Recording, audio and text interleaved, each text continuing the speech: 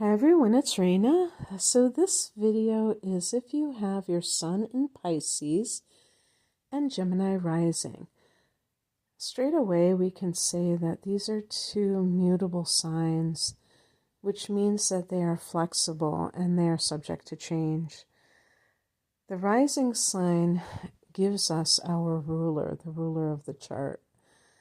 In this case, because the rising sign is Gemini, your ruler is Mercury. And if you know what the word mercurial means, you know that it means changeable. So that just adds fuel to the fire of this highly changeable combination. And I've been doing these sun and rising combinations for a while now, and I think that they're actually quite important. A lot of times you'll see the sun and moon, and I have done those as well. But the reason that I feel that the sun and rising sign are so important is because the rising sign is how you appear to others. I mean, it can be your literal appearance, your body type, the way that you dress, the way that like your mannerisms, the way you carry yourself, the way that you walk, and the way that you act in social settings. And so it is like your calling card, you bring it with you.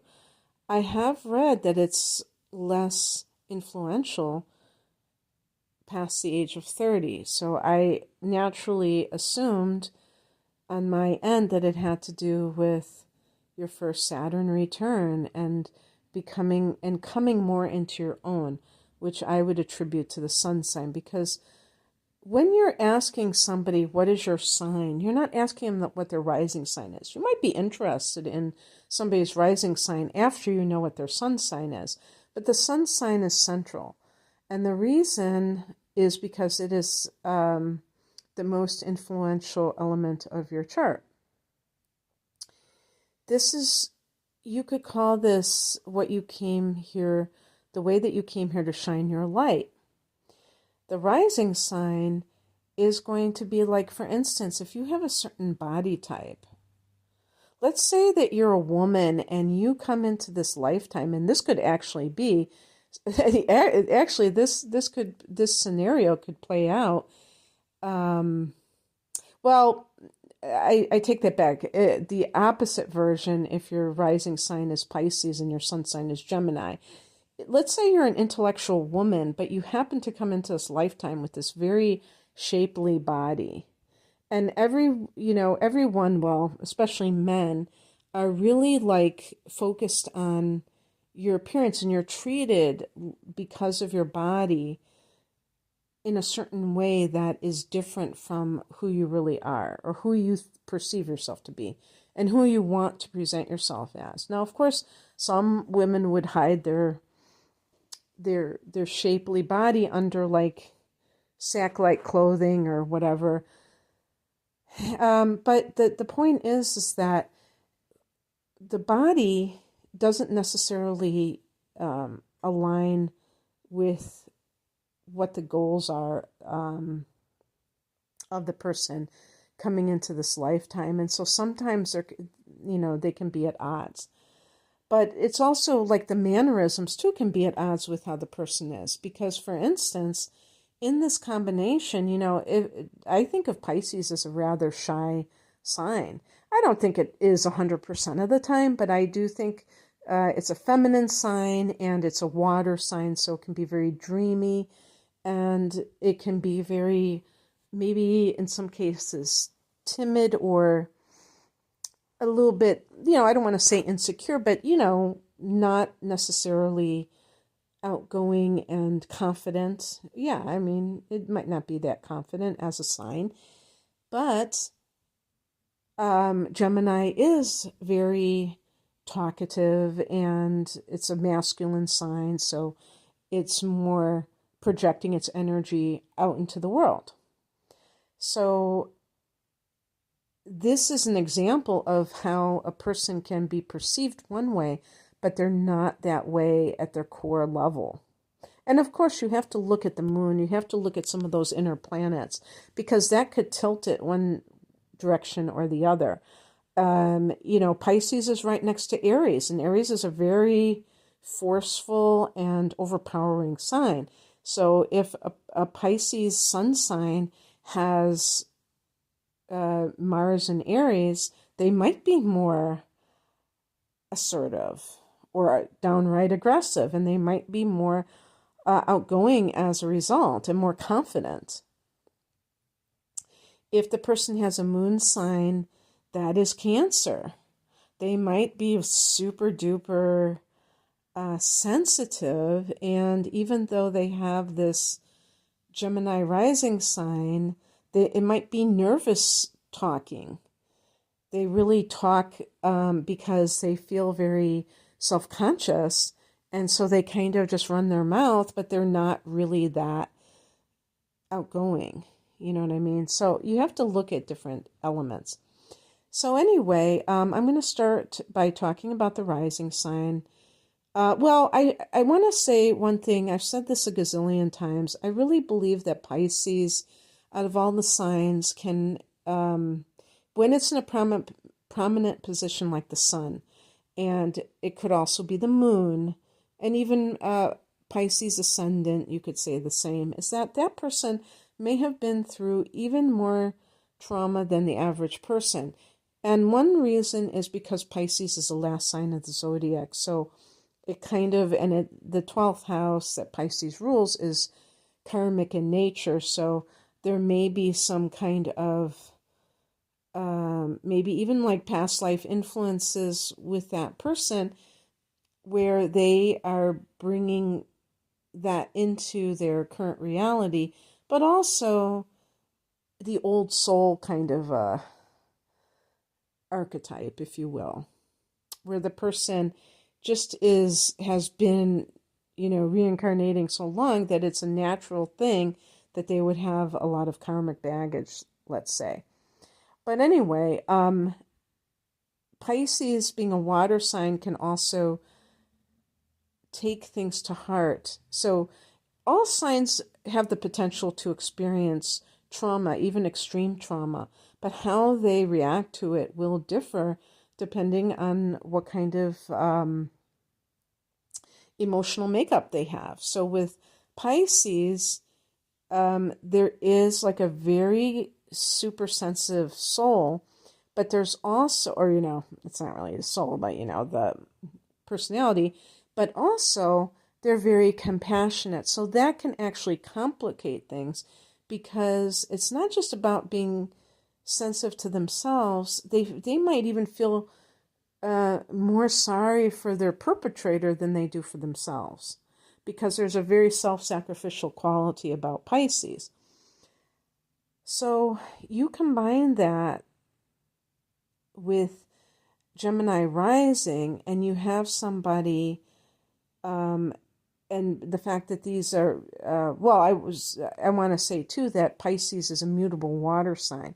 So not only is it changeable, but water is impressionable, meaning that, there's a doctor or a scientist, whatever he was, he programmed water.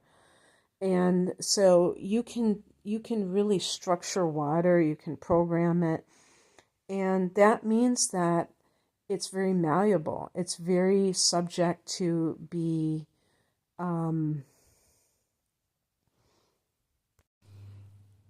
outer influences. And this is true for the sign of Pisces, is that a person who is a Pisces or, has a prominent Pisces has to take especially good care of what kind of influences are around them, whether it's, people, places, or things, because you can absorb energy so easily.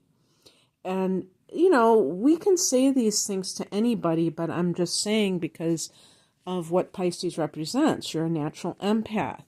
This is another interesting dichotomy between the sun and the rising sign in this case, because you're talking about a sun in water and the rising in air. Air is detached. air is abstract, water is emotional. So you may come across as a Gemini, and maybe, what that could mean is you're very personable, chatty, amusing, kind of fun, and people don't realize that you can have that emotional side. And it could be sometimes that you are feeling even more apprehensive than amused, that you're not always kind of this bright and shiny person. There is that tendency for Pisces to be very affected by others around you, and so you might be worried about somebody that you care deeply for. That's what an empath is. But even, sometimes empaths can absorb energy from strangers. So this combination can be very contradictory, and certainly Geminis can be very contradictory. But all of the mutable signs are called double signs because, in addition, you have the two fish with Pisces, you have the twins with Gemini, Sag, you have the half man, half horse, and then Virgo, the two maidens or virgins. So there is going to be that dualism with all of the mutable signs.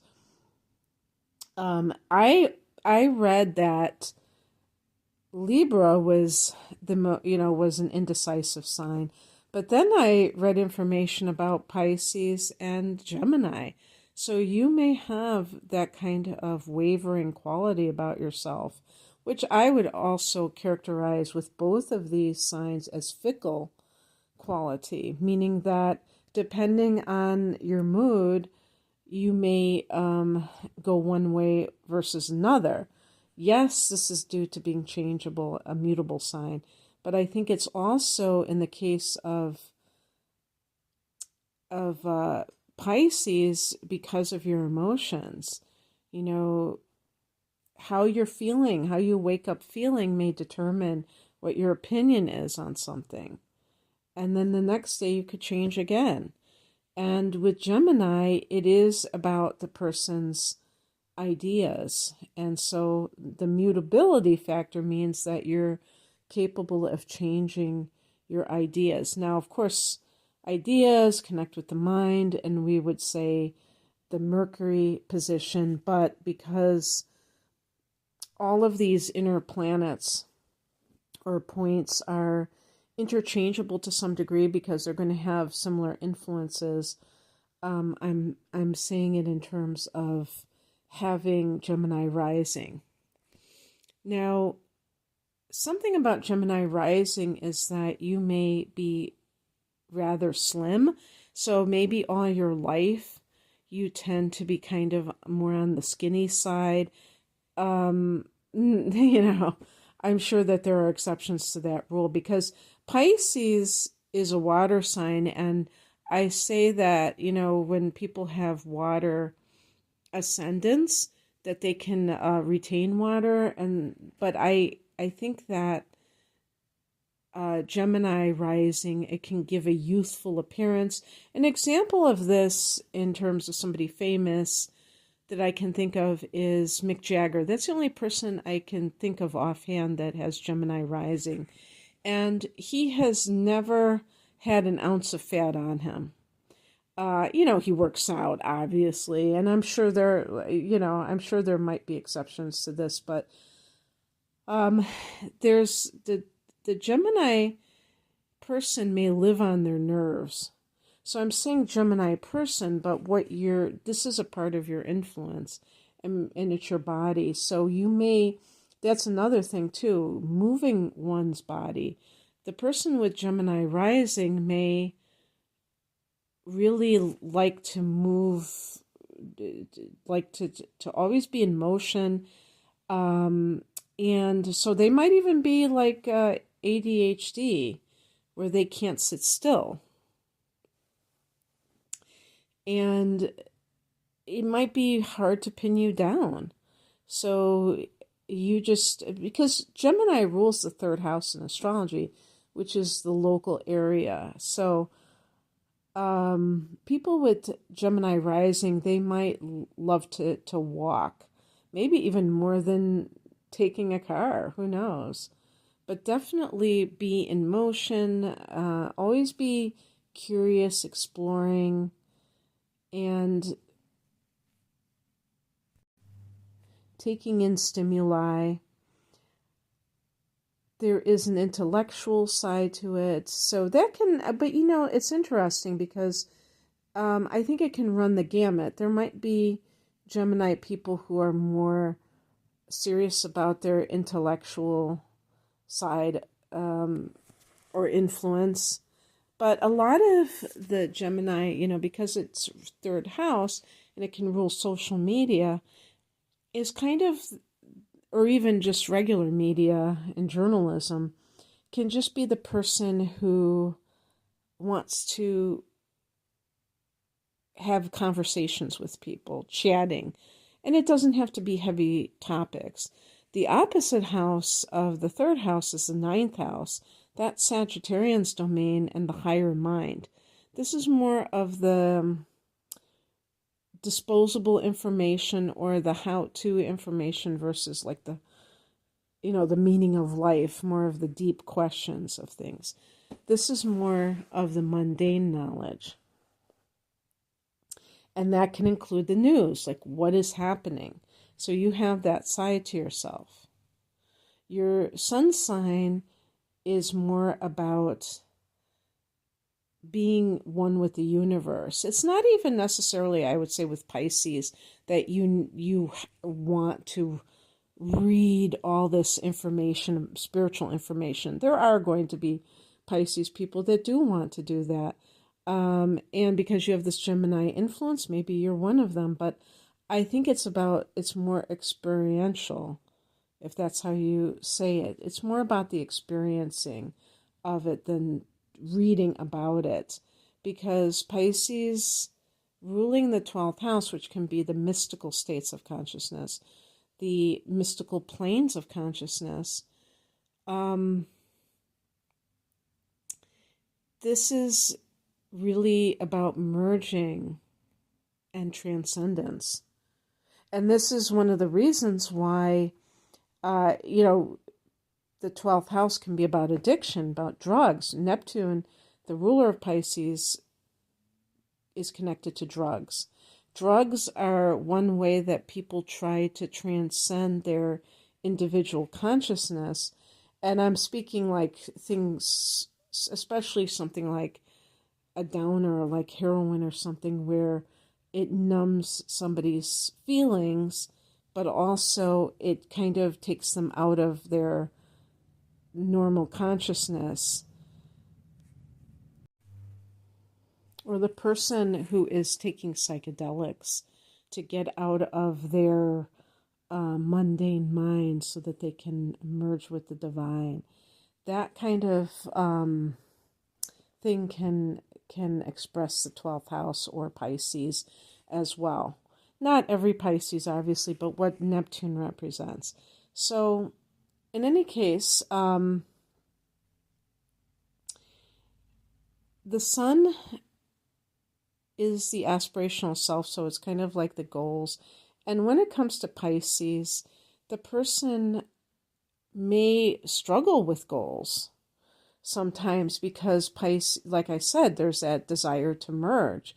So the self, as like that individual entity, isn't really what Pisces is looking to be. You're more interested in, it's really weird. It's almost like the 11th house in a sense, which is more on the mundane level of being part of a collective, being part of a group. But Aquarius, which is a ruler of that house, doesn't necessarily want to fit into a group either, so that's kind of strange. But it is connected to the group experience. Pisces, the ruler of the 12th house, is similar but it talking about the collective soul. So we have individual souls, but we have a collective soul that is part of God, right? I mean, and it's both at the same time. And this is where people get hung up because they think that they're not really supposed to be this individual soul, that they're just supposed to be part of God. And those kinds of people, that's the kind of person who might drop out of society because they don't want to be selfish, or they don't want to, they don't want to live for themselves, and they kind of devote their life to God. And it's almost like sacrificing what they would have become as an individual for maybe the betterment of humanity, if you will. Now that's kind of like along the lines of what Pisces would think. And actually the 12th house can also be the house of meditation and solitude, and the monk's house. So there's this self-sacrificial side to Pisces that informs how the kind of things that you do in the world. And definitely I wouldn't say that somebody who's a Pisces is automatically going to become a nun or a monk or a Buddhist, like a Buddhist monk or something like that. That's not a given at all. In terms of what kinds of professions you might enjoy being a Pisces, it could be some kind of healer. And actually the 12th house also can be hospitals and prisons, but especially with hospitals, I could definitely see, because Pisces is the opposite sign of Virgo, the ruler of the 6th house, in the house of health, the physical health. So I could see a lot of Pisces people kind of going into the healthcare field because of wanting to be healers. And because our society encourages things of a, mundane variety, kind of like, oh yeah, okay, healing means, you work for a doctor, or you become a doctor, or you become a nurse, or whatever. And so that could be the first thing that you choose because you're going to be encouraged to do something like that. Your guidance counselor is not going to encourage you to be a Reiki master, most likely. But that might be where you end up, where you're not working with physical medicine, but with energy medicine. With your rising sign, this isn't necessarily something that I associate with, one's profession. So I don't really kind of talk about it from those terms. But I think that you're always going to have that type of personality signature that is inquisitive, intellectual. So, being a teacher, being influenced by loving learning yourself, that might be something that you go into. Pisces people, they might be versatile because of being a mutable sign, but I don't know that I would say that going into journalism would be one of those things, or even teaching. Of course, there are Pisces people who are educators because there's a love, maybe especially with children, that you want to work with children, and also that public servant type of a role where you're sacrificing, maybe making more money or having more, some kind of a lifestyle that is more lavish, is that you're willing to do that for the betterment of society. I think that could be definitely true. I do think Pisces people would, naturally be in the arts because you will tend to have creative gifts, and you might be very connected to music or anything, actually, dance, theater, anything like that. And that type of profession favors a more alternative type of lifestyle where it's not 9 to 5, Neptune doesn't have boundaries, and Pisces people don't necessarily want to conform to that kind of 9 to 5 hamster wheel existence. And so you might not really fit into that type of thing. Now, like I said, you're a natural healer, but like if a Pisces person has psychic gifts, there's always the danger of subjectivity coming into things. So, in other words, you looking at somebody and interpreting whatever messages that you're getting, but through your own lens, because water signs can be very subjective based on their own experiences. So it's really important that, and also in terms of your own personal healing, sometimes people can have a lot of intuitive gifts, but because they haven't healed properly, they can't see beyond what they have experienced, and they don't realize that not everybody perceives things the same way. So there has to be some kind of more detachment and less projection of, whatever the individual has experienced onto situations that may have nothing to do with that particular viewpoint. And so you may or may not, depending on your own healing, be able to take the intuitive messages that you receive and convey them in a way that another person can utilize, but you definitely will have this natural ability when it comes to intuitive things. In terms of relationships, this can be kind of tricky, and of course you have to look at the moon sign, and you have to look at Venus as well to see what kind of attitudes you have about love. You may have trust issues, and people who are Pisces, they may not have the best judgment sometimes about who is right for them because of your very compassionate nature. When I say judgment, I'm talking about discernment, being able to see that someone isn't necessarily a good fit for you in terms of being relationship material. You may see the good in them, and that's beautiful, but you have to be able to protect yourself from anyone who is unstable, who is not giving of themselves, but is very troubled, maybe addicted. These are the kind of themes that Pisces people can find in their life, where they're attracted to people who need healing.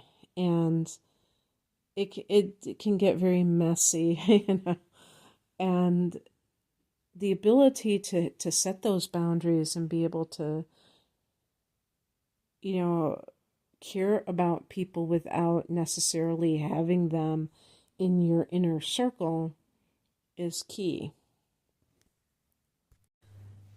Gemini Rising, I see as somebody who is like Mercury. If you remember the thermometers, when they would break and the mercury would come out, you couldn't pick it up. It would just be like, that's what Quicksilver is. And so, yeah, you're hard to pin down. You're hard to, maybe it is hard for you to commit because you may have trust issues. You may be indecisive about whether or not a person is right for you, but you also are keeping your options open.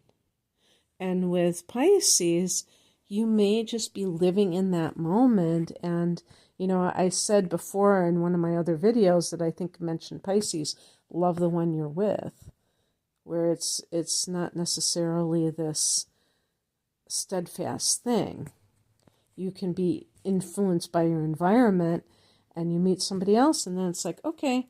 And it's not anything malicious. It's not anything promiscuous or anything that has to do with anything that we would perceive as negative. It's simply that you're very open to influences, to outer influences. And by the same token, you may be kind of adverse to committing to something because, you know, this is double mutable. So that doesn't mean that you can't do it. Again, look at your moon sign. Let's say your moon is in Taurus. Let's say your Venus is in, I think your Venus could be in, maybe your Venus is in Taurus too, and that's a fixed sign. And that could make you much more resolute. So